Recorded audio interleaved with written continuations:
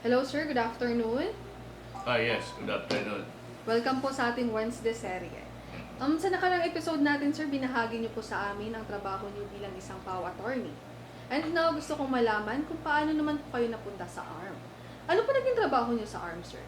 Okay, unang-una nung 2010, natapos ko yung pagiging three-termer counselor ko. Then after that, nung wala na akong trabaho, ni-recruit ako ng mga kasama ni Mujib Ataman, yung congressman ngayon ng Basilan, yung naging regional governor.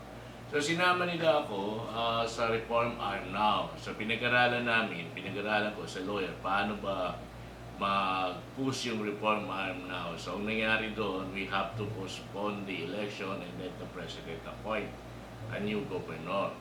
So doon na lumabas yung batas tungkol sa synchronization of election. So nagkaroon ng postponement ng election, na-appoint si Governor Hataman as regional governor of ARM, and then he appointed me as the executive secretary. So yun, kaya napasok ako sa ARM. Ano po ba ang trabaho bilang isang executive secretary? Well, basically, ang trabaho ng executive secretary, parang siya yung administrator or right-hand man ng regional governor. So, ang trabaho namin noon, tinignan namin yung lahat ng situation sa ARMM. So, pumasok kami sa ARM on August 11, 20, November 22, 2011. So, napasok kami sa ARM. I was the first appointee. So, tinignan namin yung situation ng ARM. At that time, ang budget lang ng ARM is only around 9 billion pesos per year. So, in 2012, napataas namin yon, naayos namin hanggang nagkaroon na ng reforma. Ang isa sa mga reforma is yung budget ng ARM. So, ang ginawa namin, kasi yung malaki masyado noon, halos kakainin ng budget yung sweldo. So, halos napupunta lahat sa sweldo yung pera ng ARM at that time. So, inayos namin hanggang mag-level siya. Naging, dapat kasi 45% ng budget ang punta sa sweldo. Just like any other local government unit. So, yun. Until, in the end, actually, nung umalis na kami sa ARM to BARM na, ang pinakauling budget namin is around 32.8 billion pesos. Noong nag-uumpisa kami, ang situation sa ARM, around 1 billion lang yung public works. So, kinausap namin yung presidente, Malacanang, na taasan. At dapat hindi lang tungkol sa national road yung infra plan ng ARM. Ang sitwasyon kasi ng ARM, sabi ko nga noon, there's nothing autonomous in ARM because we do not have fiscal autonomy. So, ang ibig sabihin noon, ang ARM kasi, kung mag-budget siya, kukuha pa siya ng permiso kumbaga sa taas, sa Malacanang o sa Congress. So, i-depensa mo pa yung budget mo sa Congress kung saan sila mag-determine ano ba ang pagkagastusan. So, well, in other words, there is no program funds ang ARMM. Ang lahat ng programa manggagaling pa sa national government. Ang dinidepensahan mo sa Congress, basically, is yung paano mo swelduhan yung mga tao mo. So, yun ang sitwasyon ng ARM. Sabi ko nga, even publicly, there's nothing autonomous in ARM. So long as you do not have fiscal autonomy, then there is no autonomy. Then later on, yung BARM naman, ang kaibahan nga, kagandahan, with the BARM, they have the block grant. So, in other words, BARM have somehow a fiscal autonomy, which is the product din naman, in fairness, nung peace process na nilagdaan. So, nagkaroon ng block grant. Medyo malaki na ngayon yung budget ng BARM. I think around this year, 90 plus billion. Imagine mo kung ikukumpara mo yung pagtaas ng budget.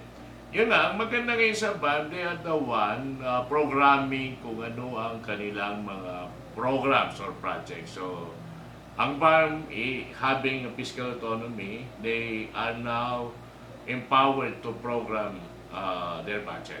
Para sa inyo sir, ano po yung pinaka-challenge bilang isang executive secretary? Ang pinaka-challenge doon as an executive secretary, how to cope up with the regional governor's demands, for instance, on the job. Kasi may trabaho ka sa regional governor as his executive secretary, and as far as the departments are concerned, you are the senior minister or secretary of all the departments. So you have to look into all the departments, ano nangyayari.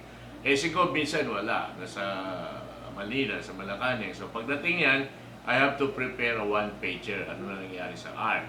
So that he could be abreast of all the situation in the ARM. Yun yung trabaho ng executive secretary. So kung may problema sa isang department, isolve mo muna bago makarating sa governor. The best kasi na magagawa ng isang second in command sa kanyang pinaka-boss is lahat ng problema bago makarating sa kanya, may solusyon na.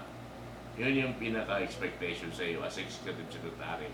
So may problema, how are we going to solve that? So you have to look for the solution of the problems. So yun yung challenge doon as executive secretary. If ever ba, sir, na hindi naprobahan yung budget, saan kayo kumukuha ng alternative na pang-fund doon sa... Actually, lahat naman ng budget kasi ang aprobahan niya sa taas. Magdidemand kasi siyempre ng mataas, pero ang aprobahan lang dyan, hindi ganun mataas. So yun yung sitwasyon. Like, for instance, ang budget na hiningi namin sa Panghuli is 40 billion. Ang nabigay lang is 32, nabawasan ng halos 8 billion.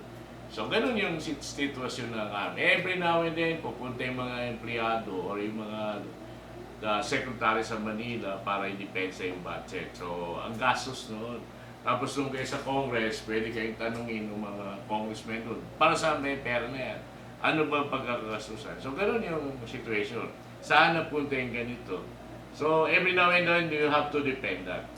So, yun yung trabaho ko bilang executive secretary, to manage all the departments and to see to it that governor is properly abreast of all the situation in the autonomous region. Maraming challenges sa pagiging executive secretary. Yun ang pinaka-top position dyan sa noong panahon, nung ARM pa. Ngayon, meron naman silang, I believe, mga senior ministers yung BAM. They changed it to parliamentary. So, yun ang kaibahan. Noon, presidential form, in a way. Ngayon, parliamentary. Although may mga issues and concerns na dapat ma-resolve dito sa BAM in terms of the delegation of powers. Pero I believe meron naman silang interparliamentary system or intergovernmental relations kung saan mag-uusap yung BAM at ang national paano i-resolve yung issues. That's why up to now, there's still what we call transition. Bangsamoro transition pa yung system dyan sa BAM. Memorable experiences naman, sir. Ano yung mga lessons you've learned bilang isang executive secretary? Ang pinaka number one lessons I've learned is that see to it that your boss will be satisfied with your job. See to it that the boss is abreast of all the information, all the situations on the ground. See to it that if there are problems, kailangan alam ng boss. Eh, ang kaibahan naman kasi noon, yung si Regional Governor Mujiba Taman is ahead parati yun. He knows kumbaga what he's doing because at that time, bago siya naging Regional Governor, 3-termers na siyang congressman. So alam niya yung how the government works. Mas magaling siya sa aming lahat kumbaga kasi alam niya yung by experience. So yun, how to cope up na hindi siya ma-disappoint sa iyo na under ka sa kanya. Yun yung sitwasyon. But later on, I opted na sabi ko, mas gusto ko meron ako sariling department. That is why, in a way, siguro pag-usapan naman natin sa sunod, yung paglipat ko sa DILG, Department of Interior and Local Government. Alright, maraming salamat, attorney, sa binahagi niyo po sa amin ngayong hapon. Sa muli, marami pong salamat, mabuhay po kayo. Thank you.